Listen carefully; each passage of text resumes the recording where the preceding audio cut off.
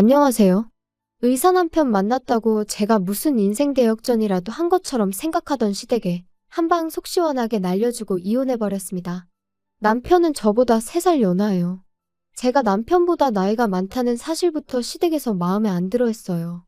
의사가 명예도 있고 돈도 잘 버는 직업이라는 건 인정합니다만 솔직히 저희 집이 그런 거 생각할 만큼 형편이 어려운 집이 아니거든요. 서울은 아니지만 저희 부모님이 경기도 쪽에 알짜배기 건물을 몇 개나 가지고 계세요.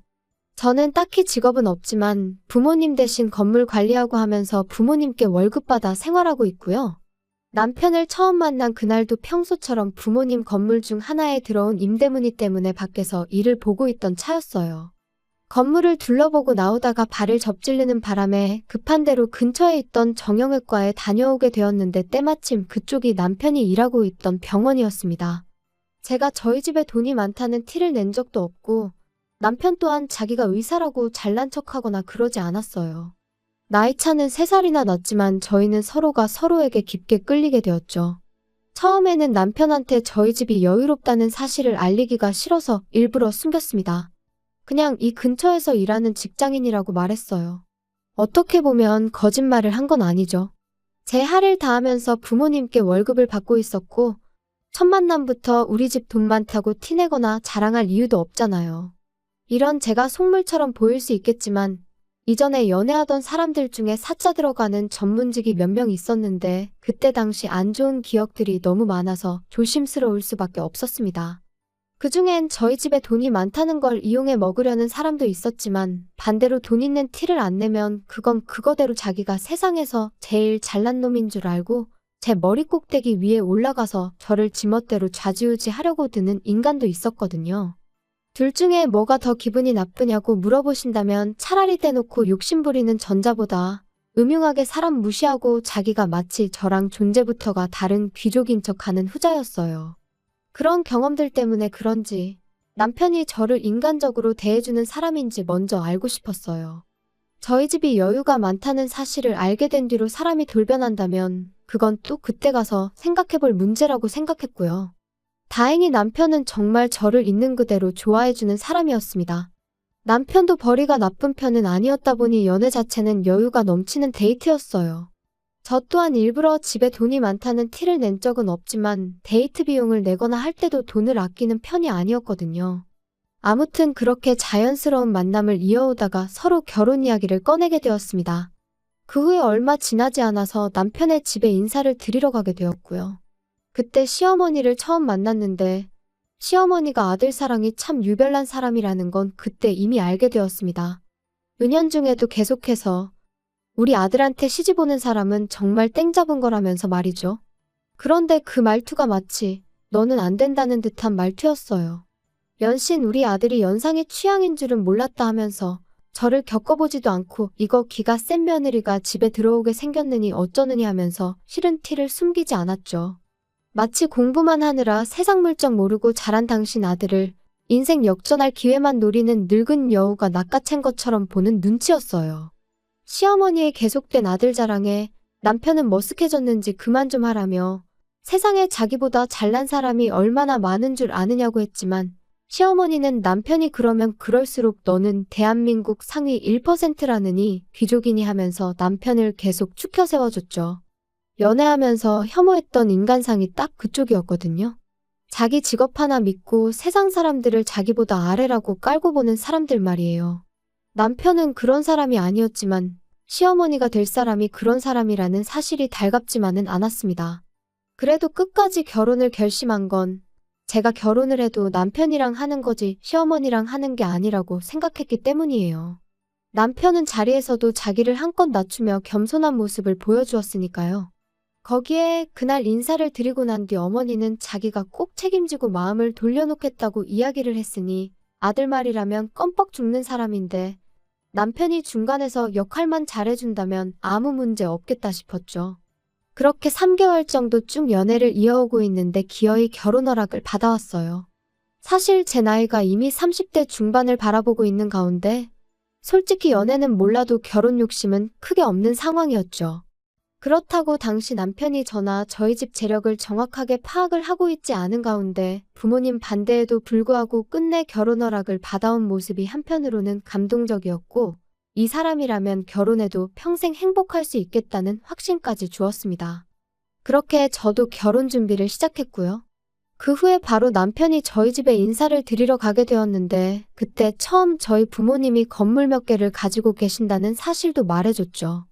그 후에 상견례를 하기 전 시어머니를 다시 만날 기회가 있었습니다. 직접적인 말은 꺼내지 않았지만 그 자리에서만 몇 번이고, 결혼하면 아내가 남편 뒷바라지를 잘해줘야 되는 거라는 이야기를 하셨죠. 나이가 많다고 아들 기죽이고 그러면 안 된다는 식으로도 이야기를 했는데, 저는 그런 말들이 전부 결혼을 허락해줬으니 말 그대로 아들 기죽이지 말라고 꺼낸 이야기인 줄로만 알았어요. 상견례 자리에서 꺼낼 말들의 밑밥이었다는 건 생각도 못했죠.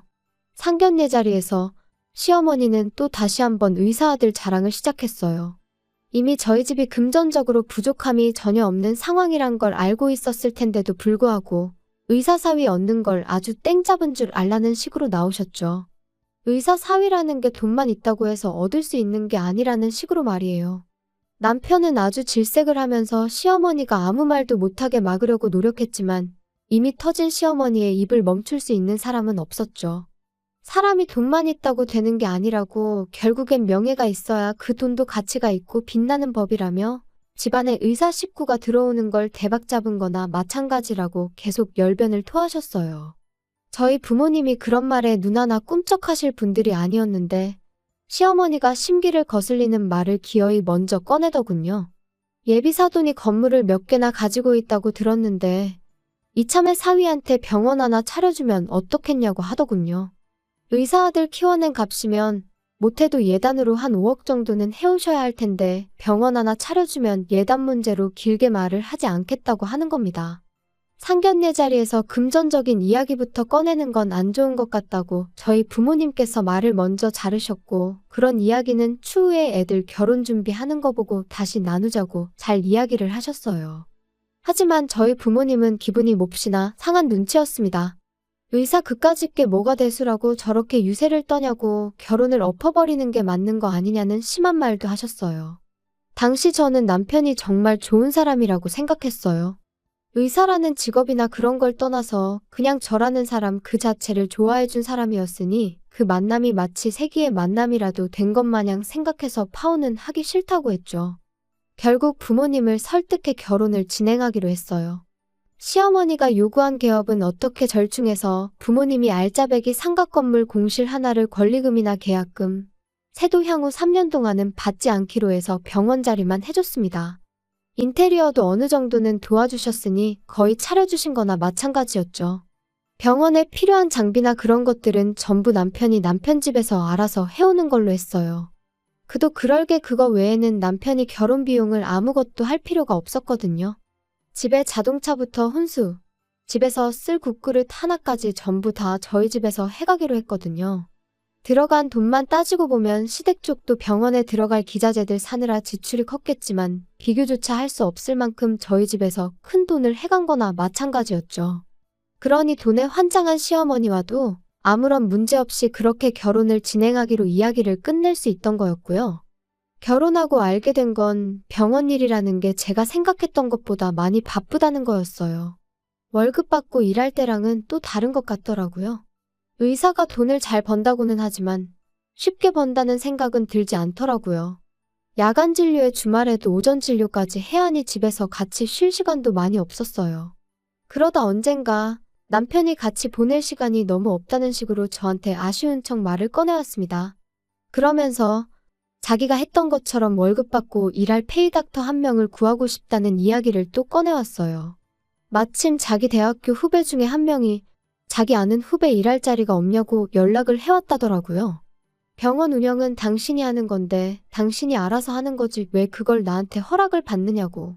하고 싶은 대로 하라고 했어요. 남편은 쭈뼛거리면서 당장 환자 수 생각해보면 월급까지 주기엔 적자가 나는 상황이라고 설명을 하더라고요. 끈덕지게 물고 늘어지는 게 그래도 의사가 한 명 더 있으면 환자도 더 받을 수 있고 쉬는 날도 늘어나서 장기적으로 보면 분명히 이득이라고 설명을 하는데 계속 이야기 들어보니 당분간 적자가 나는 부분을 제 돈으로 메꿔달라고 부탁하는 것처럼 보였습니다. 그걸 알게 되니 영 아니었어요. 개인 시간이 생겨서 부부끼리 시간을 보내게 되는 건 물론 장점이긴 하지만 월급 받을 때랑 다르게 이제는 자기 이름 걸고 개원까지 했는데 당장 일 시작한 지 얼마나 됐다고 벌써부터 꾀를 부리는 건가 싶었거든요. 적어도 사람을 구해 쓴다면 그건 병원벌이가 사람 월급 주고도 남을 만큼은 벌고 난 이후에 말을 꺼내는 게 순서 아니겠나요? 각자 벌이는 생활비 제외하고 알아서 관리하기로 했는데 저희가 뭐 생활비로 한 달에 몇백씩 쓰는 것도 아니고 환자도 아예 없는 게 아닌데 왜 돈이 모자란다는 소리를 하는 건가 싶었어요. 그러다 알게 된 사실인데 알고 보니 병원 장비랑 그런 걸 시댁돈으로 한 게 아니라 남편이 자기 이름으로 대출을 받아다가 마련했다는 사실을 알게 되었어요. 그러니 돈이 모자랄 수밖에요. 다른 것보다 남편이 저에게 거짓말을 했다는 사실이 믿기지가 않더군요. 그래도 최대한 좋게 해결해 보려고 했어요. 일단 남편 대출부터 해결해 주자는 생각이었습니다. 물론 그냥은 해줄 이유가 전혀 없었죠. 여기서 해결을 해준다는 건 돈을 대신 내주겠다는 게 아니고 은행 대신 돈을 빌려주겠다는 소리였어요. 그래도 은행에 비싼 이자를 내는 것보다야 남편 입장에서는 100배 1000배 좋은 조건이었을 테죠. 그리고 그렇게 한다면 남편도 대출로 나가는 부담이 적어지니 페이닥터 한 명 구해서 조금 탄력적인 스케줄로 일을 할 수 있었을 거예요. 그렇게 되면 남편이 말하던 대로 저와 함께 보내는 시간도 생기게 되는 거니 부부 사이인 저희 입장에서는 더할 나위 없이 좋은 이야기였을 거예요. 남편도 저한테 고맙다고 이야기까지 했고요. 그런데 남편이 저희 집에 차용증을 작성했다는 사실을 알게 된 시어머니한테서 연락을 받게 되었습니다. 이미 저한테 전화가 왔을 때부터 목소리만 들어도 기분이 안 좋다는 걸 알 수 있었어요. 대번에 저한테 어떻게 남편한테 차용증을 작성시킬 수 있냐고 저를 두고 돈에 미친 독한 년이라고 하더라고요. 재주는 곰이 부리고 돈은 떼놈이 번다더니 의사 아들이 죽어라고 번 돈을 차용증까지 써가며 받아가고 싶냐고 돈으로 지금 내 아들을 손바닥 위에 놓고 부려먹으려는 속셈이냐길래 아드님한테 자초지종을 제대로 들으시긴 한 거냐고 되물었어요. 기분 나쁘게 생각하실 거 전혀 없다고요. 상견례 당시에 이야기된 것과 다른 상황인데 제가 남편 얼굴 봐서 그냥 넘어가신 건 알고 계시지 않느냐 되물었죠. 정 이런 상황이 마음에 안 드신다면 돈 이야기는 없던 걸로 하겠다고 애초에 처음 이야기되었던 대로 어머님이 남편 대출금을 해결해 주시면 되는 거 아니냐고요. 어머님 돈으로 해주시면 차용증도 안 써도 되는 거 아니냐고 했더니 아무 말도 대답 못하고 가만히 있더라고요. 할 말 다 하신 거면 전화를 끊겠다 했는데 시어머니가 다짜고짜 저한테 성질을 내는 겁니다. 의사 남편, 의사 사위 얻은 게 니들 평생의 복인 줄도 모르냐고요. 병원이 있는 건물은 공실도 잘 나지 않는 거 모르냐며 우리 아들 하나가 니네 집 건물 가치를 얼마나 올려놓은 줄 아냐며 열을 올리더라고요. 병원 들어오면서 상가 계약하신 분들이 좋아한 건 사실이긴 한데 그렇다고 해서 남편 병원이 없다고 저희가 힘든 상황도 아니었거든요. 뭘 알고 떠드시라는 말이 목 끝까지 차올랐지만 시어머니니까 그렇게까진 하지 않고 그냥 무시해버렸어요. 저도 어머님이랑 사이나 빠지면서까지 남편을 도와주고 싶은 생각은 없으니 차용증권에 대해서는 제가 알아서 남편과 상의해보겠다고요. 남편이 싫다고 하면 그냥 은행빚 유지하면서 남편이 주 6일이고 낮밤 가리지 않고 쉬는 날도 없이 사람 구할 만큼 여력이 생길 때까지 혼자 개고생하면 되는 거 아니겠냐 하고 전화 끊어버렸어요. 그날 저녁 남편이 시어머니랑 통화라도 한 건지 집에 오자마자 저한테 사과부터 하더라고요.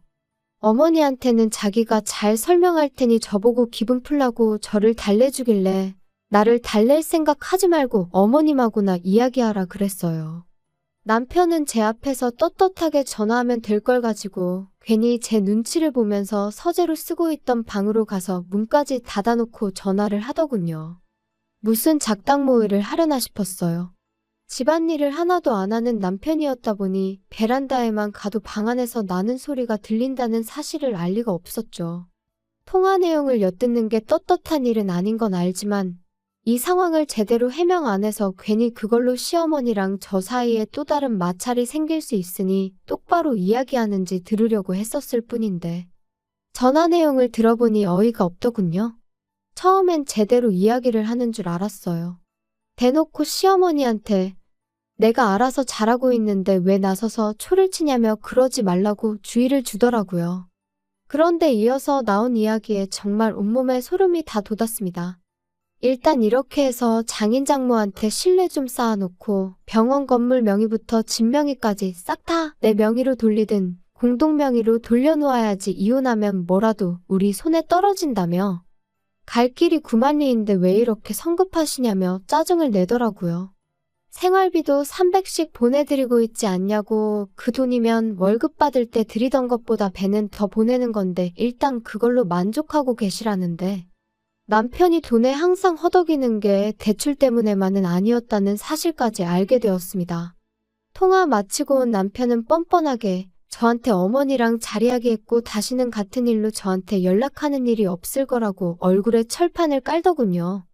당장이라도 폭발할 것 같은데 아무것도 모르는 척하고 있는 게 정말이지 너무 힘들었습니다. 작정하고 처가재산 노리는 게 저는 드라마에서나 있는 일인 줄 알았는데 바로 저한테 일어나고 있었으니 말이에요. 당장 제가 어떻게 할 수 있는 일이 없어서 다음 날까지 아무 일도 없는 척 가만히 있다가 친정부모님께 찾아갔습니다. 중간쯤부터이긴 하지만 대화 내용이 말도 안 되는 방향으로 흘러간다 싶어서 남편이 통화하고 있는 내용을 녹음해 놓았는데 그 내용을 들은 아버지께서 처음에 돈 밝힐 때부터 알아봤어야 한다며 치를 떨며 노발대발 난리도 아니셨지요. 그 길로 저랑 같이 병원으로 쳐들어갔어요. 남편은 전혀 생각도 못한 눈치로 웬일로 둘이서 같이 왔느냐고 하더라고요. 이미 물증까지 확실한데 더 기다릴 이유도 없겠구나 싶어서 곧바로 녹음해 놓았던 거 틀어주고 어디 한번 설명해보라고 했어요. 자기 목소리가 확실한데도 아니라고 잡아떼더군요. 아버지께서는 긴 말 할 것도 없다고 당장 이혼 서류부터 작성하러 가자고 호통을 치셨습니다. 내가 네 말고 내 건물에 병원 차리고 싶어하는 의사를 못 구하겠냐고? 이혼 안 하고 버티면 내 전 재산 전부 털어서라도 바로 아래층 상가들 통째로 공실 만들어서 절반은 한의원, 절반은 정형외과로 새로 열겠다고 엄포를 놓으셨습니다.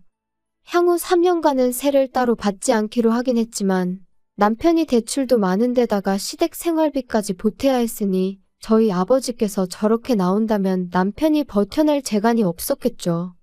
바로 다음날 시어머니까지 찾아와서 앞으로는 욕심부리지 않겠다고 남편과 같이 손이 발휘되도록 싹싹 비는데 오히려 그런 모습을 보니 그나마 남아있던 정까지 뚝 떨어졌어요. 위자료 얼마 되지도 않는 거 소송까지 가고 싶은 마음도 없었으니 그냥 빨리 이혼 서류에 도장이나 찍으라고 한마디 했죠. 남편은 장비랑 기타 집기들 다 빚내서 산 건데 이건 어떻게 하냐며 비굴하게 나오길래 당신 어머님 말 맞다나 병원 들어오길 기다리는 건물들이 줄을 선다고 하지 않았느냐고. 하루라도 빨리 그런 건물 찾아서 거기다 새로 개원하라고 한마디 해줬습니다. 결국 두 사람은 용서도 받지 못하고 내쫓기듯 나가야 했어요. 시어머니는 다리에 힘이 풀린 건지 병원 밖을 나서는데 몇 번을 주저앉았다 일어섰다 하더군요. 결국 1년도 채 안 되는 결혼 생활을 마치고 이혼을 하게 되었습니다.